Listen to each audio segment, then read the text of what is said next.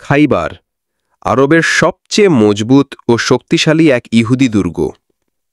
এই দুর্গ ছিল ইসলামের শত্রুদের আশ্রয়স্থল। সেখানে মজুদ ছিল অস্ত্র, খাদ্য এবং বিদ্বেষ। রসুলুল্লাহ সাল্লাল্লাহু আলাইহি ওয়াসাল্লাম ঘোষণা দিলেন, খাইবার আজ ইসলামের পথে আসবে ইনশাআল্লাহ। যুদ্ধ শুরু হল। তবে এই দুর্গের ফটক ছিল এতই মজবুত, এতই লোহার তৈরি যে সাধারণ সৈন্যরা কিছুতেই তা খুলতে পারছিল না। রসুল সাল্লাল্লাহু আলাইহি ওয়াসাল্লাম বললেন, কাল আমি সেই ব্যক্তির হাতে এই পতাকা তুলে দেব যিনি আল্লাহ ও তার রসুলকে ভালোবাসেন এবং আল্লাহ ও তার রসুল যাকে ভালোবাসেন। আল্লাহ তার হাতেই এই দুর্গের বিজয় দান করবেন। সাহাবারা অধীর আগ্রহে অপেক্ষা করছিলেন কে হবেন সেই ভাগ্যবান। পরদিন নবীজি ডাকলেন, আলীকে ডাকো। সবার চোখে বিস্ময়, কারণ হযরত আলী রাদিয়াল্লাহু তাআলা আনহু তখন চোখে ব্যথায় কাতর। তবুও তাকে ডাকা হল।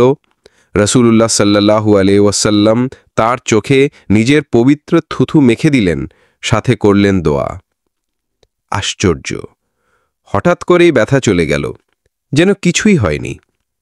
অতঃপর আলী রাদিয়াল্লাহু তাআলা আনহু হাতে নিলেন ইসলামের পতাকা, দৃঢ় পদে এগিয়ে গেলেন খাইবারের দিকে।